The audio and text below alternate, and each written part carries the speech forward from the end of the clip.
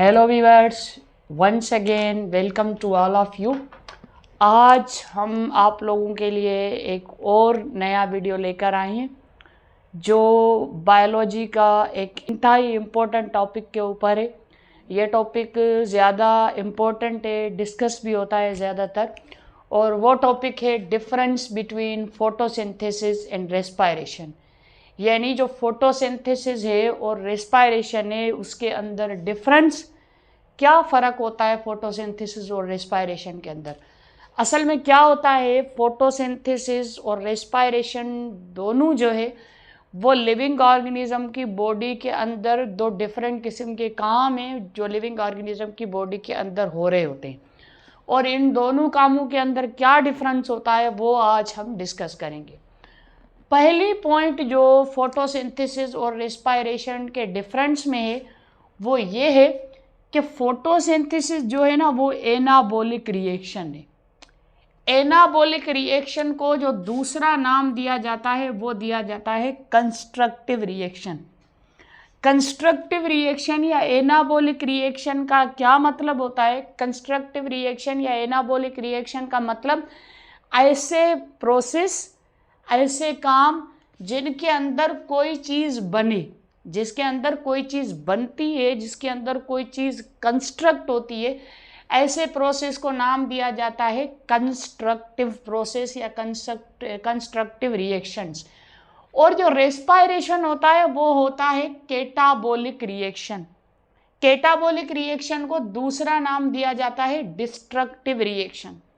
Destructive reaction का मतलब होता है ऐसे प्रोसेस, ऐसे रिएक्शंस जिसके अंदर कोई चीज़ टूटे, जिसके अंदर कोई चीज़ ब्रेक डाउन हो, उस रिएक्शंस को नाम दिया जाता है कैटाबॉलिक रिएक्शन।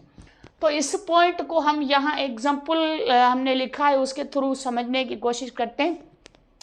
यह है फोटोसिंथेसिस का प्रोसेस।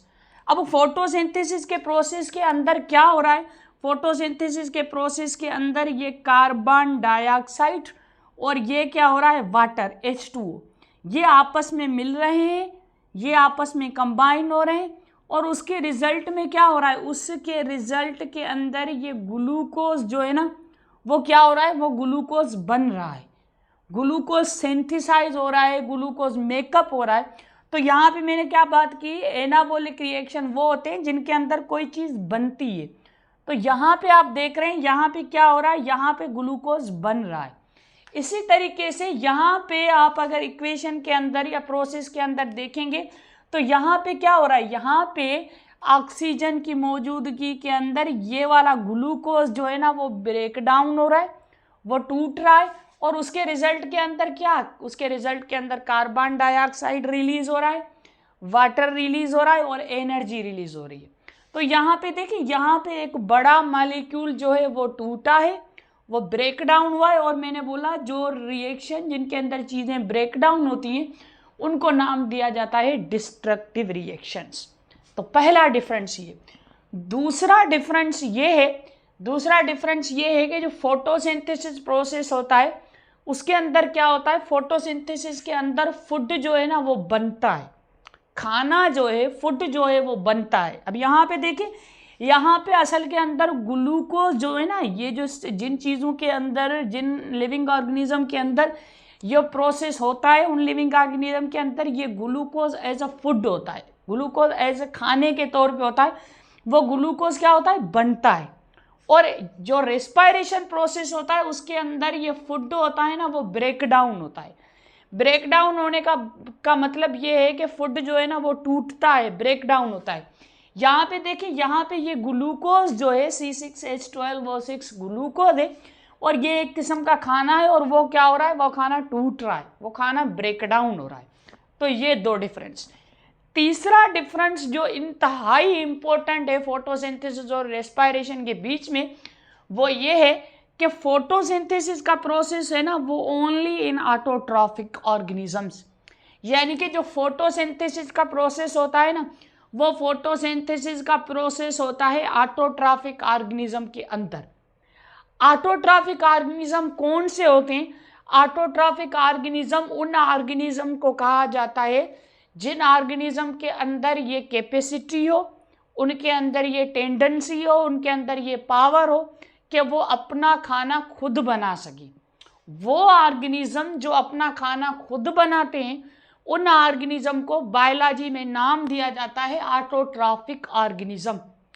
अगर हम ऑटोट्रॉफिक ऑर्गेनिज्म या ऑटोट्रॉफिक जो वर्ड है उसकी माना देखेंगे, तो जो लफ्ज ऑटो है, ऑटो का मतलब होता है सेल्फ, सेल्फ का मतलब खुद, और ट्रॉफिक जो मतलब होता है, ट्रॉफिक का मतलब होता है फूड। यानी कि अगर ऑटोट्रॉफिक वर्ड का मतलब देखेंगे तो ऑटोट्रॉफिक वर्ड का मतलब ये बनेगा कि सेल्फ फूड, यानी कि जो अपना खाना खुद बनाते हैं उनको कहते हैं ऑटोट्रॉफिक। तो ये जो फोटोसिंथेसिस का प्रोसेस है वो किन ऑर्गेनिजम्स के अंदर होता है? वो उन ऑर्गेनिजम्स के अंदर होता है जो अपना खाना खुद बनाते हैं। और दूसरा जो प्रोसेस होता है, जो रेस्पायरेशन का प्रोसेस, वो रेस्पायरेशन होता है both in autotrophic and heterotrophic. यानी कि जो ऑर्गेनिज्म ऑटोट्रॉफिक है उन ऑर्गेनिज्म के अंदर भी ये प्रोसेस होता है, और जो ऑर्गेनिज्म हेटेरोट्रॉफिक हैं उनके अंदर भी होता है।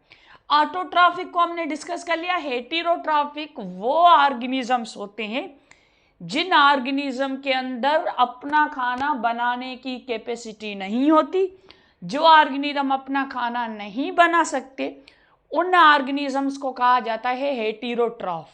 यानी कि यहाँ पे देखो हेटेरो, हेटेरो जो वर्ड है, हेटेरो का मतलब ही होता है अदर्स, यानी कि दूसरे, और ट्रॉफ का मतलब होता है फूड, यानी जो अपने खाने के लिए दूसरों के ऊपर डिपेंड करते हैं, अपना खाना नहीं बना सकते, उनको कहते हैं हेटेरोट्रॉफ्स। और ये जो रेस्पायरेशन का प्रोसेस है, चाहे वो ऑर्गेनिज्म ऑटोट्रॉफ हो चाहे वो ऑर्गेनिज्म हेटेरोट्रॉफ हो, दोनों किस्म के ऑर्गेनिज्म के अंदर ये प्रोसेस हो रहा है। ऑटोट्रॉफिक ऑर्गेनिज्म के अंदर कौन कौन से आते हैं? ऑटोट्रॉफिक ऑर्गेनिजम्स के अंदर प्लांट्स, जितने भी पौधे हैं, जितने भी प्लांट्स हैं, वो किस कैटेगरीज में आते हैं? वो ऑटोट्रॉफिक के कैटेगरीज में आते हैं। उसके अलावा अलजी होते हैं, अलजी जो होते हैं ना वो भी ऑटोट्रॉफिक होते हैं। प्लांट्स और अलजी के अलावा जो कुछ टाइप के बैक्टीरिया होते हैं उनको ऑटोट्रॉफिक की कैटेगरी में रखा जाता है। बाकी दुनिया के अंदर जितने भी ऑर्गेनिज्म हैं, चाहे उसमें फंजाई हो चाहे उसके अंदर एनिमल्स हो, वो सारे जो होते हैं वो क्या होते हैं? हेटेरोट्रॉफ्स, यानी कि वो दूसरों के ऊपर डिपेंड करते हैं। चौथा डिफरेंस ये होता है कि ये जो फोटोसिंथेसिस का अमल होता है ना, इस फोटोसिंथेसिस अमल के लिए सनलाइट यानी कि सूरज की रोशनी होती है ना, वो रिक्वायर्ड होती है। यानी कि ये जो अमल है वो सूरज की रोशनी के बगैर नहीं हो सकता। सूरज की रोशनी किस टाइम अवेलेबल होती है? सूरज की रोशनी डे टाइम के अंदर, यानी कि दिन के अंदर अवेलेबल होती है। इसका मतलब ये जो प्रोसेस होगा वो प्रोसेस किस टाइम होगा? डे टाइम पे। और ये जो प्रोसेस होता है रेस्पायरेशन का प्रोसेस, इस प्रोसेस को सनलाइट की ज़रूरत नहीं पड़ती। यानी कि ये इसेंशियल नहीं है, ये नेसेसरी नहीं है कि सनलाइट अवेलेबल होगी तभी रेस्पायरेशन का प्रोसेस होगा, ऐसा नहीं। ये प्रोसेस डे टाइम के अंदर भी होगा, ये प्रोसेस नाइट टाइम के अंदर भी होगा। यानी कि इसके लिए सनलाइट का अवेलेबल होना लाजमी नहीं है। सवाल आता है कि ऐसी कौन सी चीज़ है जो सिर्फ और सिर्फ ऑटोट्रॉफिक के अंदर फोटोसिंथेसिस दिन के टाइम कराने के लिए रिस्पॉन्सिबल होती है, नाइट के अंदर नहीं।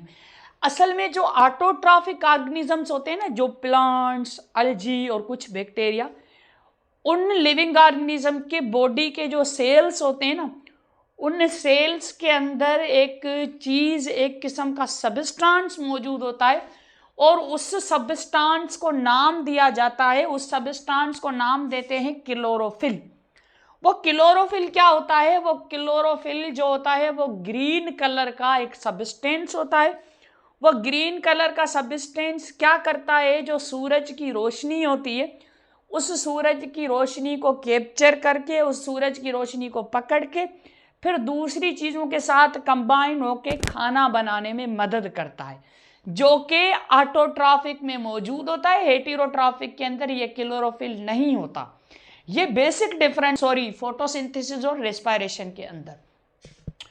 उसके बाद जो डिफरेंस आता है वो ये आता है कि जो फोटोसिंथेसिस का प्रोसेस होता है ना, उस फोटोसिंथेसिस के अंदर जो कार्बन डाइऑक्साइड गैस होती है, वो कार्बन डाइऑक्साइड गैस यूज होती है, यानी कि यूटिलाइज होती है, या कार्बन डाइऑक्साइड गैस को टेक इन किया जाता है।